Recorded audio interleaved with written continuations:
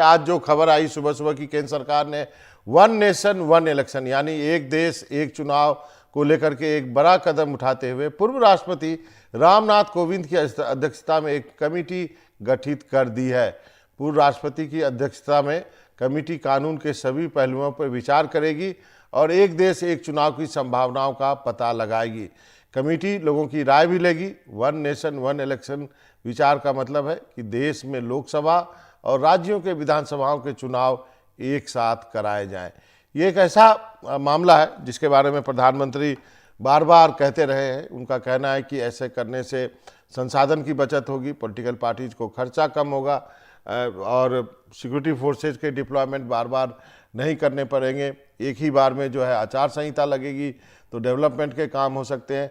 आपको बता दूं 2014 के बीजेपी के मैनिफेस्टो में भी ये बात शामिल थी और ये कोई नई बात नहीं है। इस पर गाहे बगाहे चर्चा हुई है। इस पर पार्लियामेंट की एक संसदीय समिति की एक रिपोर्ट भी है, जिस रिपोर्ट में उन्होंने कहा था कि यदि 5 साल में एक बार एक ही साथ इकट्ठा नहीं करा सकते हैं तो आप 2.5 साल के बाद करा लें, यानी लोकसभा के साथ आधे राज्यों के चुनाव करा लें जो संभव हो सकते हैं और अब उसके 2.5 साल बाद बाकी राज्यों के चुनाव करा लें। वैसे भी इस बार हम देख रहे हैं कि दिसंबर में कई राज्यों के चुनाव होने हैं, जिसमें छत्तीसगढ़ है, मध्य प्रदेश है, राजस्थान है, तेलंगाना भी है, नॉर्थ ईस्ट के भी राज्य हैं। तो ये 4-5 राज्यों के चुनाव होने हैं। लेकिन ये क्या संभव है या ये कैसे होगा, एक बार फिर से प्रशांत के पास चलते हैं। प्रशांत, और क्या ताज़ा जानकारी मिल रही है? सरकार कितनी सीरियस है? और वैसे देखा जाए तो सबको लगेगा कि एकाएक ये क्यों आया, लेकिन ये मुद्दा पुराना है। हम और आप जानते हैं ये मुद्दा हर 5 साल में एक बार तो आता ही रहा है। जी बिल्कुल, देखिए मुद्दा भी पुराना है और जटिलता भी उतनी ही पुरानी है। इसमें जब भी ये मामला आया है तो इस पर अलग अलग राय रही है, एक राय नहीं बनी है, क्योंकि इसमें राजनीतिक दृष्टिकोण से भी पार्टियां इसमें फैसला करती हैं, क्योंकि उनको कितना नफ़ा नुकसान हो रहा है इसको देखते हुए इसका क्रियान्वयन भी उतना जटिल है। लेकिन आपने बिल्कुल ठीक कहा कि इस वक्त सरकार का एक्टिव होना और आज ये खबर आना कि रामनाथ कोविंद की अध्यक्षता में एक कमेटी बनाई गई है, वो देखेगी इस मैटर को, तो अब ऐसा लगता है कि सरकार गंभीरता से अब इस पर आगे बढ़ना चाह रही है। सरकार ने ज़रूर कुछ सोच रखा है, उसकी कोई योजना तैयार है, क्योंकि पिछले 10 सालों से बीजेपी ये बात करती आई है। मैनिफेस्टो का आपने जिक्र किया, प्रधानमंत्री खुद सार्वजनिक मंचों से इसको कह चुके हैं, तो बात होती थी लेकिन ये बात आगे बढ़ नहीं पाती थी। हम नहीं देखते थे कि सरकार की कोई इस बात को आगे ले जाने के लिए कहीं गंभीर है, क्योंकि पार्टियों से चर्चा हो, इस पर और आगे आम राय बनाने की कोशिश की जाए, वो दिखती नहीं थी। लेकिन आज अचानक ये खबर आना कि रामनाथ कोविंद और पूर्व मेरा एक सवाल है प्रशांत, यदि मैं डेविल्स एडवोकेट हूँ बन के आपसे पूछूं तो मेरा ये सीधा सा मानना है, मेरा सवाल है आपसे कि सरकार तैयारी के साथ आई है। मुझे लगता है कि सरकार ने होमवर्क किया है। जो यदि देखा जाए तो लोकसभा में उनको बहुमत है, 2/3 चाहिए होगी, राज्यसभा में उनको बहुमत जुगाड़ करना पड़ेगा। वो डिटेल आप बताइए कैसे जुगाड़ करेंगे। और तीसरा, मुझे जहाँ तक ध्यान है कि 16 राज्य हैं जो एनडीए शासित है, तो उसकी क्या आवश्यकता पड़ेगी इस बिल को पास कराने में, ये स्थिति आप स्पष्ट कीजिए।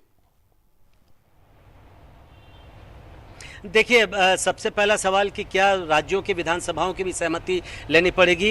अभी तक जो मेरी जानकारी है, इसमें एक्सपर्ट्स भी बता रहे हैं कि कॉन्स्टिट्यूशन अमेंडमेंट बिल चूंकि ये होगा, इसमें तो संविधान में संशोधन करना पड़ेगा, लेकिन 2-3 तरह के संविधान संशोधन बिल होते हैं, जिसमें एक में अगर आप फेडरल स्ट्रक्चर को चेंज कर रहे हैं, राज्य खासकर पार्लियामेंट में और विधानसभा में कुछ परिवर्तन कर रहे हैं, उनके चुनाव को लेकर परिवर्तन कर रहे हैं, तो उसमें फिर राज्यों की विधानसभाओं की भी मंजूरी लेनी पड़ती है, जिसमें ज़रूरी है कि जितनी भी विधानसभाएं हैं उनके 50% कम से कम विधानसभाओं से आपको मंजूरी लेनी पड़े।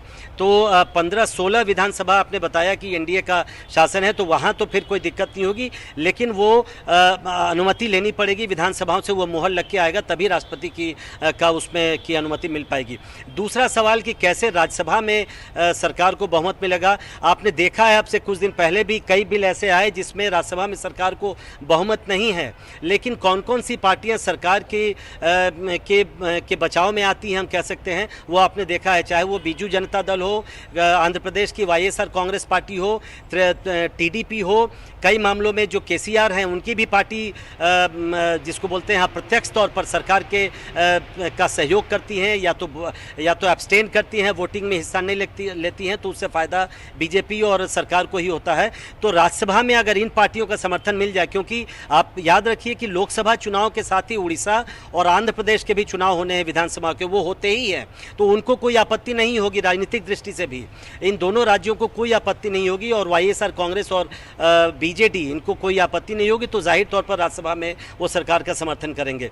क्योंकि जैसा मैंने कहा कि पार्टियां राजनीतिक दृष्टिकोण से भी इन पर फैसला ले पाएंगी। तो मुझे लगता है कि लोकसभा में तो है ही नंबर, राज्यसभा में भी हमने देखा है कि सरकार जुगाड़ हम बोले उसको कि कर ही लेती है नंबर का, और मैंने बताया कि किस तरीके से इनके पक्ष में नंबर आ सकता है।